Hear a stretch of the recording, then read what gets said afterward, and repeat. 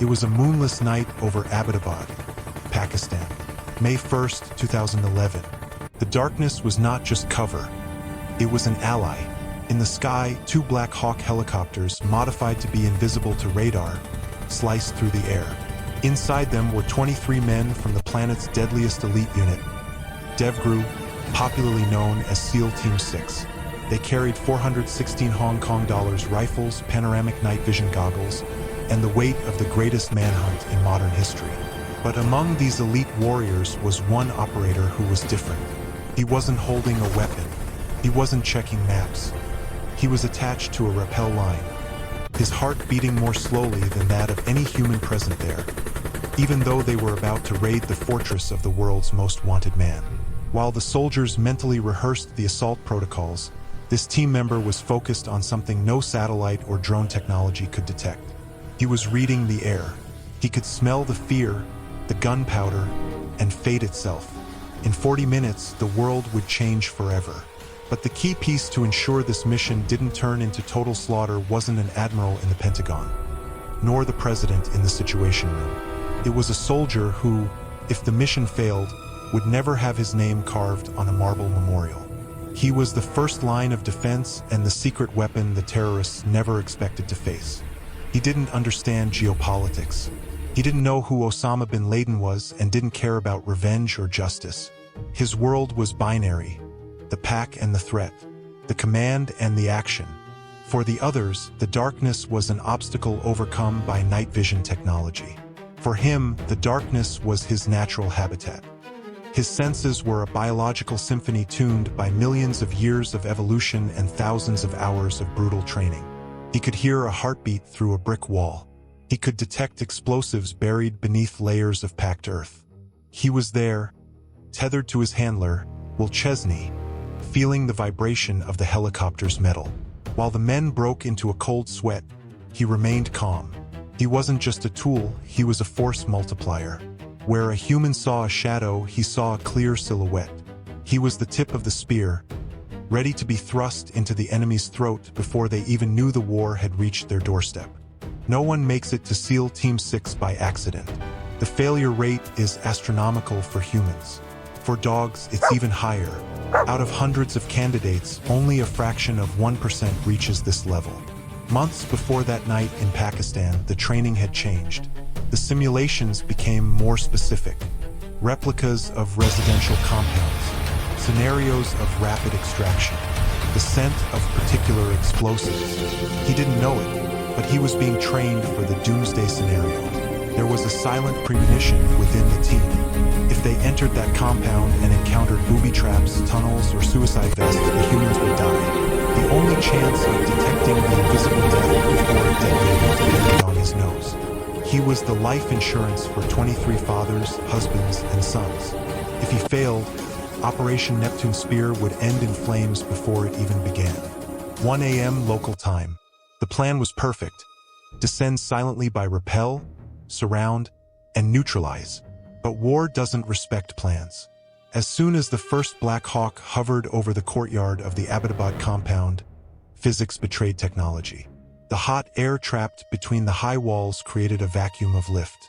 The multi-million-dollar helicopter, the perfect stealth machine, became a brick falling from the sky. The tail rotor scraped the wall. The sound of metal tearing concrete shattered the night silence. Crash. The helicopter slammed into the ground with violence, rolling onto its side. There was no explosion, but the element of surprise had vanished. What should have been a surgical infiltration instantly became a fight for survival in hostile territory. Amid the wreckage, dust, and muffled shouts, one figure rose without hesitation. While the human operators checked their limbs and radios, he shook the dust from his fur and pricked his ears forward. He felt no panic. Chaos was the starting signal. The crash didn't paralyze him. It activated him. The mission had derailed in the first seconds, and now, in the devil's backyard, the only thing standing between the team and an armed Pakistani response or bin Laden's personal guards was the reaction speed of the one who could see in the dark. This was no ordinary dog, and he certainly wasn't a pet. His name was Cairo, a 30-kilogram Belgian Malinois, the breed favored by special operations forces for being more compact, faster, and frankly, more insane than a German Shepherd. Cairo wasn't naked. He wore the most advanced military technology available. A Storm K9 tactical vest valued at over $20,000. This wasn't just bullet and stab-proof armor. It was a mobile command center.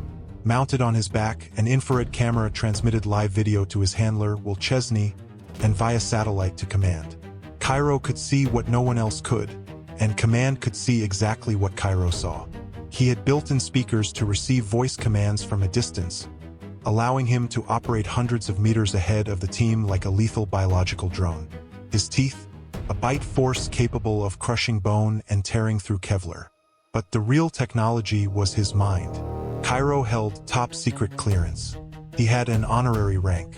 That night, he was the only living being in the compound who didn't need night vision goggles to hunt. As the SEALs moved toward the entry doors, Cairo took his position. He was the perfect fusion of primal ferocity and 21st century technology. The team split up. One group headed to the main house to hunt the target. But the mission had a critical problem: time and noise. The helicopter crash had woken the neighborhood. Abbottabad wasn't a cave in the desert. It was a military town, full of retired Pakistani officers. Cairo and Will Chesney were given the thankless but vital task: the outer perimeter. And here lay the hardest test for a living weapon. If they had been enemy soldiers with AK-47s, the order would have been simple: attack and neutralize. But the people beginning to emerge from neighboring houses, drawn by the noise and the flames, were civilians. Curious neighbors, children, elderly. Cairo had been trained to kill. His instinct, flooded with the adrenaline of combat and the scent of blood already wafting from inside the house, screamed at him to attack anything that moved. Yet he had to maintain discipline. Picture the scene. A war dog capable of taking down a grown man in seconds, forced to stand still, growling just enough to terrify, but never attacking. He was the psychological barrier. The residents saw this technological werewolf, eyes glowing in the dark, strange vest strapped to his body, and they froze. Cairo barked the universal commands of fear. He kept the crowd at bay without spilling a single drop of innocent blood. Inside, gunfire echoed. Geronimo, the code for Bin Laden's death. But out here, Cairo's battle was mental. He had to distinguish between a curious onlooker and a real threat. If he attacked a civilian, the operation would become an international war crimes incident. If he let someone through, that person might be carrying an RPG and bring down the rescue helicopter. For long minutes that felt like hours, Cairo stood as the gatekeeper. He controlled the external chaos so his human brothers could control the internal chaos. He proved that his discipline was as sharp as his teeth. He was not an uncontrolled monster. He was a professional. The primary objective, Geronimo, was dead, but the mission was far from over. In fact, the most dangerous phase was only just beginning: the exfiltration. The clock was running against them. The Pakistani Air Force had scrambled F-16 fighters. Local police were on the way. The compound was lit up by flames. The team could not leave the crashed helicopter behind. It was classified technology. They had to destroy it. Cairo, still on the perimeter, sensed the shift in the atmosphere. The smell of C4 explosives being rigged saturated the air. Now the pressure was physical and sensory. The deafening blast of the helicopter's demolition shook the ground. For a dog, whose hearing is exponentially more sensitive than a human's, it was pure torment. But Cairo didn't flinch. He stayed locked on Chesney. The second helicopter touched down. The space was tight. Bin Laden's body was loaded aboard. DNA samples, computers, hard drives, the intelligence treasure trove, everything was being thrown into the aircraft. Cairo was one of the last to board. He had to be hoisted into the metal bird, surrounded by the sharp smell of jet fuel and the unmistakable odor of death rising from the bag holding Al-Qaeda's leader. Inside the helicopter, the tension was thick enough to cut. They were flying low, racing out of Pakistani airspace, expecting at any second the warning of missiles locked onto them. Cairo sensed the exhaustion of the men. He moved past each one, nudging with his nose, sniffing blood and dust-caked boots. It was as if he were conducting his own head count. 1, 2, 3, everyone's here. On that flight back to Afghanistan, Cairo didn't sleep. He stayed alert, head resting on Will Chesney's knee. He had stormed the lair of America's #1 enemy, faced the chaos of an air crash, held back a hostile crowd, and ensured his humans made it home. While the soldiers quietly celebrated the historic victory inside, Cairo wanted only one thing: his rubber toy. To the world, he was a hero. To himself, he had simply done his job. The ultimate good boy had just hunted down the bogeyman. When the wheels touched down on the tarmac at Jalalabad base, history had already been written, but no one outside that small circle knew it yet. The body was taken for formal identification. Photographs were taken. Confirmation was sent to Washington. Enemy killed in action. But there was a moment, right after landing, that defined Cairo's future. Special operations dogs usually work in the shadows and die in the shadows. Their identities are protected as fiercely as those of the SEALs. But the sheer scale of this mission made anonymity impossible. In that instant, Will Chesney looked at his partner. Cairo was exhausted, dehydrated, but still wagging his tail. Chesney knew Cairo's life would never be the same again. They couldn't simply return to the training routine in Virginia. Cairo now carried a target on his back, just like any other member of Team 6. The irreversible decision here was not made by Cairo, but by his superiors. Cairo's story needed to be told, but carefully. He became the only immediate public face of the operation. While the names of the men remained secret for years, the dog that got bin Laden instantly became a legend in the corridors of power. That fame, however, came at a cost. Cairo could no longer serve as a tip-of-the-spear dog on classified missions the way he once had. He had become too valuable, too symbolic. That night in Abbottabad was the pinnacle of his career, but it also marked the beginning of the end of his life as a field operator. He had ascended to the Olympus of war dogs, and from there, the only path left was the return to the world of mortals. A few days later, the team traveled to Fort Campbell Base in the United States for a private meeting with President Barack Obama.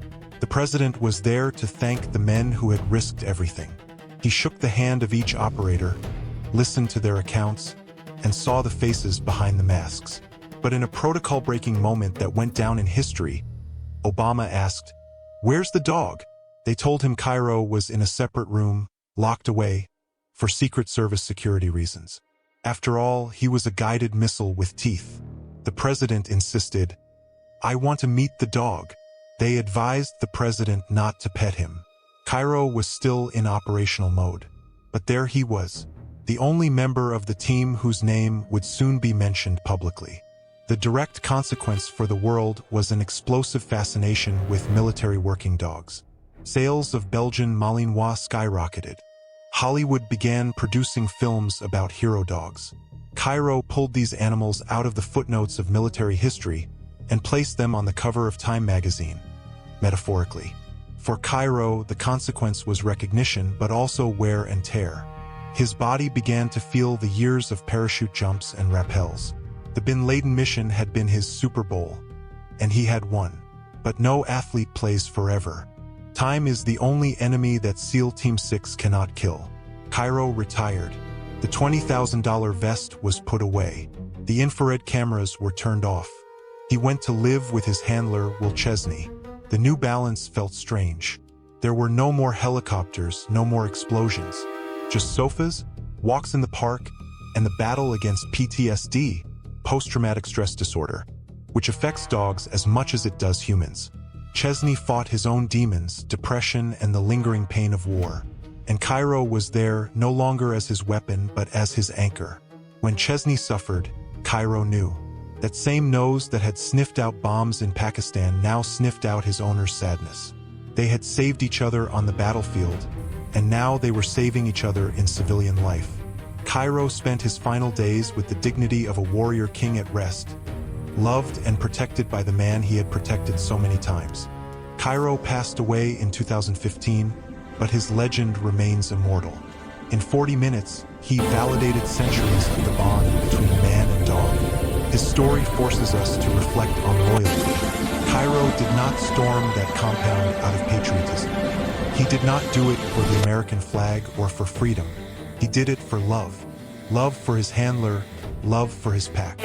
He stepped into the deepest darkness of the modern world, faced evil personified, and came out wagging his tail. He reminds us that even in the most complex and technological situations of human warfare, sometimes the most valuable tool is the primitive instinct and the pure heart of a dog. Cairo was not merely the dog that hunted bin Laden. He was living proof that heroes come in all shapes, sizes, and species. If Cairo's story impressed you, just imagine what else is hidden in the military history archives. Subscribe to the channel and hit the bell. Comment below. Which other heroic animal story do you want to see here? Until the next mission.